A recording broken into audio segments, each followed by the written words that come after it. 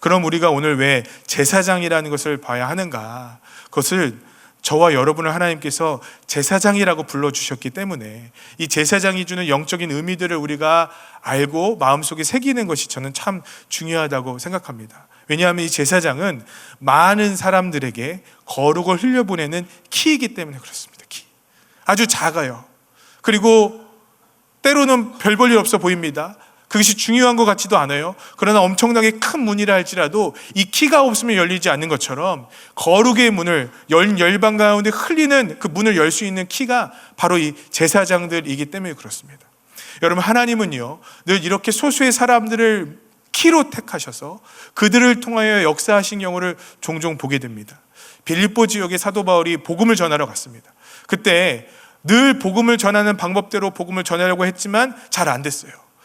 바울은 회당에 나가 복음을 전하는 방법을 주로 택했습니다. 당신들이 기다리던 메시아가 바로 예수님입니다 라고 복음을 설교하면 그것이 유대인들에게 회심을 일으켰고, 그래서 많은 사람들에게 복음을 전파하는 아주 유용한 도구가 되었습니다. 그런데 빌립보 지역이라는 곳에 복음을 전파하러 갔더니 이 지역에는 회당이 없었어요. 유대인들이 잘 모여 살지 않았다 이 말입니다. 그러니까 그가 늘 했던 방법으로 복음을 전하려고 하는데 벽에 가로막히게 된 거예요. 어떻게 복음을 전하면 좋을까? 그런데 사도 바울이 복음을 전하다가 한 여성을 만나게 되는데 루디아라는 여성을 만나게 됩니다. 이 루디아라는 여성을 만난 다음에 복음을 전했더니 놀랍게도 이 루디아라는 여성이 함께 예배를 드릴 수 있도록 자기 집을 내어주고 또 복음의 키가 되는 역사를 성경은 증언하고 있습니다. 여러분, 만약에 이 루디아라는 여성이 마음을 열지 않았다면 어떻게 되었을까요?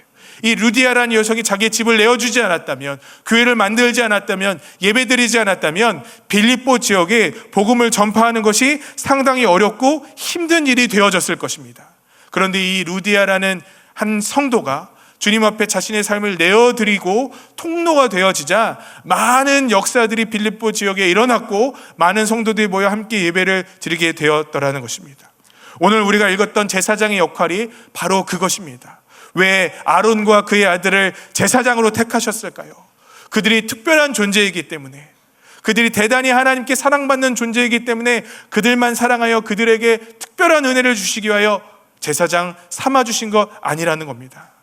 여러분, 이 제사장들을 통하여 온 이스라엘 민족들을 구원하시고 그들 가운데 하나님의 거룩의 은혜를 흘려보내기 위함이셨겠죠. 이스라엘 백성들이 처음에 출애굽되었을 때 하나님께서 그들을 향해서 이렇게 약속해 주셨습니다. 너희가 내게 대하여 제사장 나라가 되며 거룩한 백성이 되리라. 너는 이 말을 이스라엘 자손에게 전하지라. 여러분, 이스라엘 자손 모두가 어떤 나라가 된다고 얘기하고 있습니까? 제사장 나라예요, 여러분. 제사장 나라가 되어서 온 열방 가운데 높이 들어쓰시고 거룩한 나라로 만들어 주실 거라고 꿈을 품고 이스라엘 백성들을 건져내셨습니다. 그런데 이 꿈이 완전히 와장창 깨어지게 됩니다. 언제 깨어지게 되었나요? 출애굽 때 이스라엘 백성들이 황금 송아지를 만들어 섬기게 됩니다. 황금 송아지를 만들어 섬기며 하나님의 이 제사장 나라에 대한 꿈이 와장창 무너지게 됩니다. 하나님의 깨신 게 아니라 하나님과 이스라엘 백성들 가운데 죄의 담이 생겼고 더 이상 하나님이 이스라엘 백성들과 함께 거하실 수 없는 문제가 생겨져 버리게 된 거예요. 여러분, 우리가 레위기 1장을 할 때 이 부분을 나눴습니다. 하나님과 우리와의 관계가 깨어지게 돼서 하나님께서 그것을 회복하기 위하여 우리에게 만들어 놓으신 것이 무엇이죠, 여러분? 제사예요, 제사. 레위기 1장부터 나와 있는 그 제사는요, 하나님과 우리와의 관계가 깨어지고 하나님의 거룩하심 우리 가운데 들어가게 될 때 우리가 어렵고 힘들겠지만, 그러나 주님께서 이 관계를 회복시켜 놓으시기 위하여 우리에게 예배와 제사를 만들어 놓으신 겁니다. 그러니까 시작은 어디서부터 회복되어지는 거예요? 예배로부터 회복되어지는 겁니다. 자, 그럼 이 예배, 이 하나님과의 관계의 시작은 누구로부터 시작이 되어질까요? 바로 제사장으로부터 회복의 역사가 시작되게 되더라는 거예요. 그래서 우리가 제사장을 잘 봐야 합니다. 제사장의 거룩이 이스라엘의 거룩으로 연관되어지기 때문에, 제사장의 거룩이 이스라엘의 은혜로 연관되어지기 때문에 그렇습니다.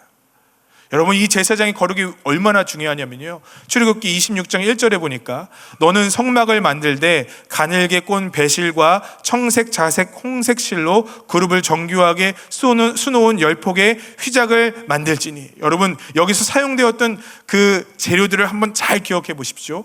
청색, 자색, 홍색 실로 아름답게 뭘 만들라고 얘기하고 있습니다. 출애굽기 28장을 제가 읽어드릴 텐데, 내 형 아론을 위하여 거룩한 옷을 지어 영화롭고 아름답게 할지니, 이렇게 하면서 5절에 보니까 그들이 쓸 것은 금실과 청색, 자색, 홍색 실과 가늘게 꼰 배실이니라, 이렇게 기록하고 있습니다. 성막을 만들 때 사용되었던 재료랑 이스라엘 백성들의 제사장들을 위한 옷을 만들 때 사용된 재료랑 이게 정확하게 동일한 재료로 만들어지는 겁니다.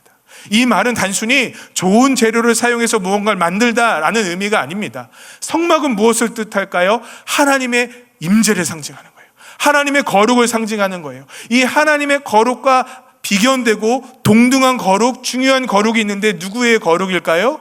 바로 제사장의 거룩이라는 거예요. 이 제사장의 거룩은 곧 하나님의 거룩이고, 이 제사장의 거룩을 통하여 이스라엘 백성들에게 이 거룩이 확장되어지게 됩니다. 레위기 9장 7절을 제가 읽어드리겠습니다. 모세가 또 아론에게 이르되 너는 제단에 나아가 내 속죄제와 내 번제를 드려서 너를 위하여 백성을 위하여 속죄하고 또 백성이 예물을 드려서 그들을 위하여 속죄하되 여호와의 명령대로 하라. 누구부터 속죄하라고 얘기하고 있냐면 모세와 아론의 아들들의 죄부터 속죄하라 얘기하고 있습니다. 그 다음에 누구의 죄를 위해서 속죄하라고 얘기하고 있냐면 백성들의 죄를 위하여 속죄하라라고 얘기하고 있습니다. 레위기 9장 23절에 보니까 모세와 아론이 회막에 들어갔다가 나와서 백성에게 축복하며 여호와의 영광이 온 백성에게 나타나며, 지성소에만 나타난 게 아니에요, 여러분. 가까이 있는 백성들에게만 나타난 것이 아닙니다. 제사장에게 임했던 하나님의 영광이 온 백성들에게 영광으로 나타나게 되더라는 것입니다. 여러분, 제사장은요, 이스라엘의 거룩의 시작점이었던 거예요. 이스라엘의 거룩의 출발점이었던 것입니다. 제사장이 거룩하면 이스라엘 백성들에게 거룩이 전파되고, 제사장들이 거룩하지 않으면 이스라엘 백성들에게 갈 거룩이 전파되지 않은 거예요. 여러분, 이것을 통하여 우리가 깨달아 알아야 될 것이 있습니다. 베드로전서 2장 9절에 보니까 우리를 이렇게 불러주고 있습니다. 그러나 너희는 택하신 족속이요 왕 같은 제사장들이요. 여러분, 목사들만 제사장이라고 얘기하고 있지 않습니다. 찬양 인도자만 제사장이라고 얘기하고 있지 않습니다. 바로 저와 여러분이 오늘 하나님의 은혜를 흘려보내야 되는 통로, 제사장이라고 얘기하고 있다는 것입니다. 이 제사장이 만약에 하나님의 은혜를 흘려보내지 못하면 어떻게 될까요? 모든 사람들이 썩는 거예요.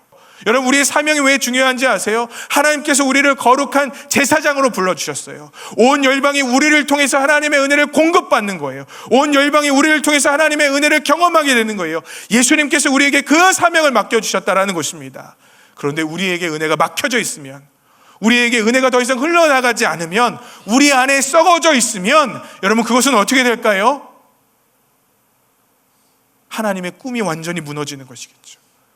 하나님께서 우리를 통하여 일하시는 것이 더 이상 확장되어지지 못하는 것이겠죠.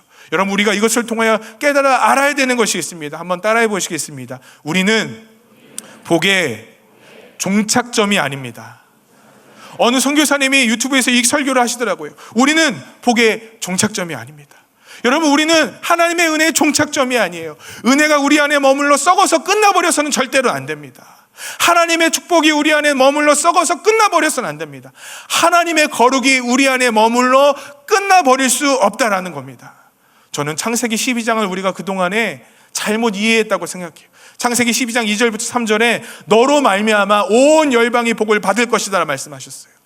그래서 우리는 이 말씀을 주로 이렇게 받아들이죠. 하나님, 나를 축복해 주십시오. 하나님, 나에게 복 주십시오. 나에게 다른 사람들보다 더 많은 축복과 더 특별한 축복과 더 귀한 축복을 나에게 부어 주십시오. 저는 이 말씀도 맞다고 생각해요. 아멘이시죠? 그런데 여기서 머물러서는 안 된다는 거예요. 이 축복이 누구에게까지 나아가는 것이 주님의 뜻인가요? 온 열방까지 나아가는 거예요. 창세기 28장 14절, 그 이기적이고 그 자기만 아닌 야곱에게 하나님께서 축복 주십니다. 땅의 모든 족속이 너로 말미암아 복을 받을 것이다. 너만 복이 받을 것이다가 아니에요. 너를 내가 복줄 것이다가 아니에요. 땅의 모든 족속을 복줄 것인데 누구를 통하여 복을 줄 것입니까? 야곱을 통하여. 여러분, 하나님의 뜻이 무엇인지 이제 이해가 되시나요? 온 열방을 축복하길 원하시는 하나님의 뜻이 우리 가운데 있어요. 온 열방을 통하여 하나님 회복을 원하시는데 그 사명이 누구에게 있나요? 우리에게 있는 겁니다. 그래서 저는 레위기 8장의 말씀이 너무 중요하다고 생각해요. 제사장이라는 것이 무엇인가? 거룩을 흘려보내는 통로라는 거예요. 거룩을 흘려보내는 키라는 거예요. 그 사명이 바로 저와 여러분 가운데 있는 겁니다. 여러분, 우리를 통하여 우리 가정에 하나님의 은혜를 받아야 합니다. 여러분, 우리를 통하여 우리에 있는 주변의 모든 사람들이 복을 받아야 합니다. 우리에게 복이 머물러서 끝날 것이 아니라, 우리에게 은혜가 머물러서 끝날 것이 아니라 온 열방에 예수 믿지 않는 사람에게도, 악한 자에게라 할지라도 우리를 통하여 하나님의 은혜가 흘러 넘쳐야 한다는 것입니다. 그것이 우리의 사명이에요. 사명. 여러분, 그것이 우리를 불러주신 이유예요. 이유. 여러분, 우리는요 세상을 욕합니다. 악하고 더럽고 추악한 세상, 세상의 원리들에 대해 우리는 반감을 갖고 있습니다. 여러분, 저도 그래요. 그런데 성경을 읽으면 깨달은 것이 뭘까요? 그들이 악하고 그들이 소외되어 있고 그들이 외롭고 그들이 고독한 것은요 저와 여러분 때문이라는 거예요. 우리가 은혜를 흘려보내지 않았기 때문에 회복이 일어나지 않는 겁니다. 우리가 은혜를 흘려보내지 않았기 때문에 그들이 지금 썩어가고 있는 거예요. 에스겔서 22장에 보니까 백성들의 죄악이 나옵니다. 이 백성은 포악하고 강탈을 일삼고 온갖 더럽고 추악한 죄의 목록이 나옵니다. 백성의 죄의 목록들이 열거되어지는데 그 이전에 누구의 죄가 나올까요, 여러분? 제사장의 죄가 나요. 이게 우연일까요? 제사장의 죄는요 율법을 범하고 하나님의 거룩한 것과 부정한 것을 잘 구별하지 않고 마음대로 산 것이래요. 여러분, 그 죄가 뭐 큰가요? 그런데 이것이 백성들의 포악하고 강탈을 일삼고 악한 것들의 죄와 연결이 되어지는 것처럼 보입니다. 전 이것이 하나님의 법칙이라고 생각해요. 왜냐하면 제사장들이 하나님의 빛을 발하지 못했기 때문에 그 빛을 받아야 사는 백성들이 살지 못한 거예요. 그 빛을 누려야 하는 백성들이 받지 못한 겁니다. 여러분, 이게 연대 책임이 있는 거예요. 그들의 문제뿐만 아니라 우리의 문제인 거예요. 우리의 역할이 얼마나 중요한가요? 온 열방에 흘려보내야 될 은혜가 우리 가운데 있어야 하는데 우리가 이 정체성을 지금 잊어버렸어요. 그래서 단순히 우리만 잘 사는 거, 단순히 우리 교회만 잘 되는 거, 단순히 우리 가정만 잘 되는 거. 여러분, 우리를 통해 생명이 흘러 넘쳐야 하죠. 우리를 통해 거룩이 흘러 넘쳐야죠. 확장되어져야 되죠. 여러분, 우리 곰곰이 한번 생각해 보시죠. 여러분을 통해서 여러분 예수를 믿는 역사들이 일어납니까? 여러분을 통해서 예수를 믿는 선한 영향력들이 흘러 넘칩니까? 그 사명이 우리에게 있어야 돼요. 사도행전의 성경의 역사들을 한번 보십시오. 확장의 역사예요. 확장의 역사. 몇몇의 그리스도인들을 통하여 흘러넘치는 은혜들이 전파되어졌어요. 오늘날 우리의 문제는 뭘까요? 내 안에 은혜가 없어요. 내 안에 거룩이 없어요. 흘려보낼 것이 없어야 흘려보낼 논리들과 정의로운 말들과 공허한 외침을 있는데 정작 영향력이 없는 이유는 우리 안에 흘려보내줘야 될 은혜들이 없기 때문에 그렇습니다. 우리가 막혀져 있는 걸요. 우리가 더럽혀져 있는 걸요. 우리가 공급받지 못하게 하는 악한 제사장들이거든요. 혹시 우리의 모습이 그런 거 아닙니까? 제사장들이 가져야 될 영적인 태도 두 가지만 나누고 마치도록 하겠습니다. 저는 제사장들이 갖고 있는 영적인 태도가 있다고 생각합니다. 첫 번째로는요, 용서받은 마음을 잊지 말아야 돼요. 무슨 말일까요? 여러분, 이스라엘 백성들이 3,000명이 죽어지는 아주 기가 막힌 어려움들이 있었어요. 그때가 언제였냐면 금송아지를 섬길 때였습니다. 금송아지를 가장 앞에서 섬겼던 사람이 누굴까요, 여러분? 아론이에요, 아론. 여러분, 아론이요, 금송아지를 만들었대요, 성경에 보니까. 그러니까 아론이 거기다 대고 절하고 예배하고 한 거 아닙니까? 아론 때문에 3,000명이 죽었어요. 여러분, 제가 하나님이라면요, 아론은 그냥 거기서 삭제예요, 삭제. 청문회에서 떨어뜨려야 됩니다. 그죠? 이 정도 죄를 졌으면 여러분 여기서 자기가 저는 제사장 못할 것 같은데요, 이쯤 하고 마무리 져야 되는 거 아닙니까? 그런데 아론을 하나님께서 제사장으로 그냥 임명시켜 버리세요. 이게 너무 정의롭지 못하고 공의롭지 못한 것 같아요. 그런데 그를 어디다 임명시켜 버리냐면 심지어 다른 사람의 죄를 사해야 하는, 도움을 줘야 하는 제사장으로 삼아주신 거예요. 제사장. 여러분 이게 이해가 되세요? 저 이해가 안 가요. 이해가 되시는 분들은 저한테 나중에 좀 설명을 해주세요. 왜 아론이 제사장으로 쓰임 받아야 했는가? 그런데 제가 성경을 묵상하다가 제 생각이 좀 더 나갑니다. 여러분, 다른 사람의 죄를 보고 정죄하는 마음도 들고 역겨워하는 마음도 들고 좀 깔보는 마음도 들 수 있지 않을까요? 근데 다른 사람은 몰라도 아론은요, 그런 마음이 안 들 것 같아요. 왜냐하면 자기가 더 큰 죄를 용서받았거든요. 자기가 더 큰 죄를 사함 받았거든요. 여러분, 아론이요, 죄의 무거운 짐을 갖고 오는 백성들을 볼 때 어떤 마음이 들었을까요? 아유, 저놈 죄인들, 아니 저렇게 악한 놈들 어떻게 저런 죄를 졌어 했을까요? 아니면 저는 간절한 마음을 갖고 있었을 것 같아요. 왜냐하면 그가 사함 받았으니까. 하나님 놀라운 것은요, 그를 제사장 삼아 놓으셨어요. 저는 그 마음 때문 아닌가 하는 생각이 들어요. 오늘 저와 여러분을 하나님께서 왕 같은 제사장 불러주셨어요. 아멘이시죠? 왜 불러주셨을까요? 우리가 잘해서 그렇겠죠, 그죠? 우리가 특별하고 대단하고 뭔가 아름답고 강한 구석이 있으니까 우리를 그렇게 불러주셨겠죠? 저는 아니라고 생각해요. 우리가 아니까요. 우리가 얼마나 죄인된 사람들인지 우리가 알잖아요. 그 마음이 기억나시나요? 그 마음이 떠오르시나요? 제사장은요, 그 마음을 갖고 있는 거예요. 죄인들과 함께 아파할 수 있는 마음, 죄인들과 함께 아프기 때문에 기도해 줄 수 있는 마음, 저들에게 예수가 필요한데, 저들에게 은혜가 필요한데 너 예수 안 믿으면 안 돼, 너 인생 이렇게 살면 안 되라고 정죄하는 그 이야기가 아니라 같은 마음으로 용서받은 죄인으로 함께 우러워 줄 수 있는 그 태도, 여러분 그것이 우리에게 있나요? 우리 가운데 구원의 감격이 없으면 여러분 절대로 선한 영향력은 나타나지 않아요. 우리 제사장 아니에요. 저는 아론을 제사장으로 불러주신 하나님의 깊은 뜻이 있다고 생각해요. 죄가 얼마나 끔찍한지 아니까, 죄에 대해 애통하고 아파할 수 있으니까, 하나님과의 관계가 끊어지면 그것이 얼마나 끔찍한지 누구보다도 잘 아니까. 여러분, 우리가 잘 알아야 돼요. 그 죄의 무거움이 얼마나 큰지 알아야 됩니다. 그러나 그거보다 더 큰 하나님의 은혜가 우리의 죄를 사하여 주셨다는 것을 우리가 늘 기억하고 있어야 합니다. 그러면 세상을 대하는 우리의 태도가 저는 좀 달라질 것 같아요. 그러면 우리 주변을 대하는 우리의 태도가 좀 달라질 것 같아요. 여러분, 우리가 그 태도를 회복해야 합니다. 두 번째로는요, 따라해 보시겠습니다. 순종의 태도를 갖고 있어야 한다.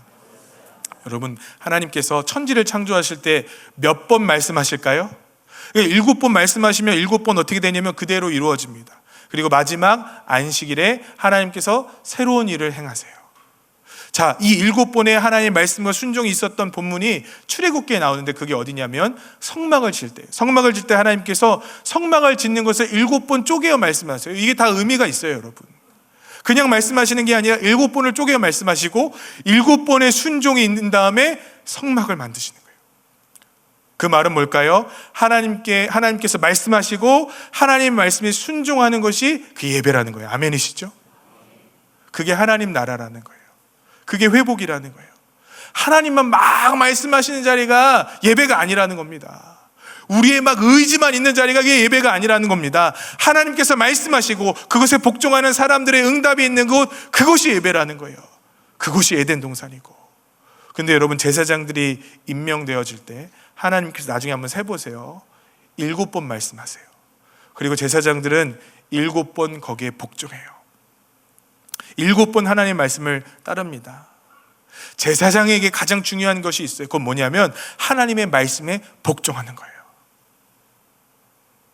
제사장들은요, 하나님의 말씀에 복종하려고 몸부림치는 사람이에요. 우리의 신앙생활은 꼭 편의주의와 맞닥뜨리게 됩니다. 봉사하지 않아도 되는 교회, 헌신하지 않아도 되는 말씀, 죄와 싸우지 않아도 되는 예배를 쫓아가려고 하는 우리의 습관이 있어요. 우리의 태도가 있어요. 여러분, 그러나 그것은 우리를 생명을 살리게 하는 신앙이 아니라고 생각합니다. 봉사하게 하는 교회, 죄와 싸우게 하는 설교, 하나님께 몸부림치지 아니하면 잘못된 거라고 가르치는 교회, 신앙, 믿음, 그것이 이 시대에 필요하다고 생각해요. 하나님의 명령과 어긋나기 때문에 하나님의 말씀을 따라야 된다는 그 복잡하고 어렵고 힘든 과정을 생략하는 교회가 아니라 그 모든 과정을 감내하고, 아니 모든 과정을 이겨내서라도 하나님의 말씀을 따라가겠다고 결단하는 그 공동체가 필요한 겁니다.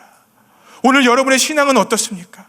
내 편한 대로, 내가 원하는 대로, 내가 하고 싶은 대로 신앙생활을 하고 있지 않습니까? 헌신은 어디 갔나요? 결단은 어디 갔나요? 믿음의 싸움은 어디 갔나요? 아무것도 없어요. 주님께 드리기 위하여, 주님께 바치기 위하여, 결단하기 위하여 신앙의 싸움을 싸운다는 얘기를 들어본 적이 없다면 그 믿음은 뭔가 문제가 있는 것입니다. 그거는 잘못된 신앙의 편의주의에 빠져 있는 것 아니겠냐고요. 오늘 우리에게 필요한 것이 있어요. 불편해야 됩니다. 여러분, 예수를 믿는 게 좀 불편해야 돼요. 누군가를 미워하면 그게 좀 불편해져야 돼요. 여러분, 음란이 올라오면 그게 좀 불편해져야 돼요. 그것이 또래는 아파야 돼요. 주님의 방법이 아닌 것과 맞닥뜨려질 때 고민도 하고 기도도 하고 주님의 뜻이 무엇인가 찾아봐야 됩니다.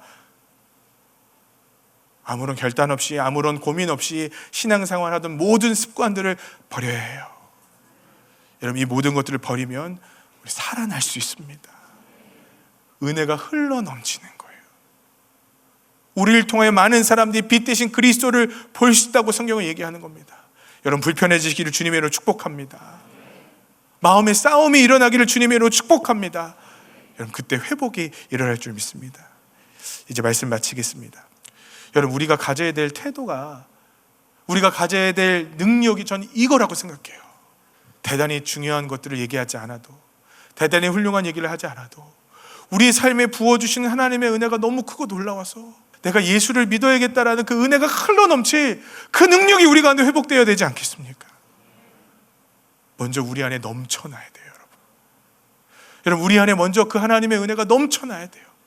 우리가 거룩해지고, 우리가 주님의 은혜 가운데 거하고, 우리가 하나님의 은혜를 받아 누릴 때 우리가 온 열방에 주님의 은혜가 전파될 키가 되는 거예요. 여러분의 자녀들이 회복되어지는 방법이 뭔지 아십니까? 여러분이 하나님의 은혜 가운데 거하는 겁니다. 여러분의 주변에 회복되어지는 방법이 무엇인지 아십니까? 여러분이 주의 은혜 가운데 거하는 것입니다. 여러분이 하나님으로부터 그 감당할 수 없는 은혜들을 받아 누리기 시작할 때 가릴 수 없어도 빛이 나는 거예요. 손만 흔들어도 그 실족한 영혼이 예수 그리스도 앞에 돌아오는 거예요. 저 이 은혜가 너무 사모되어집니다. 여러분, 그 은혜를 구하시는 여러분 되시기를 주님의 이름으로 축복합니다.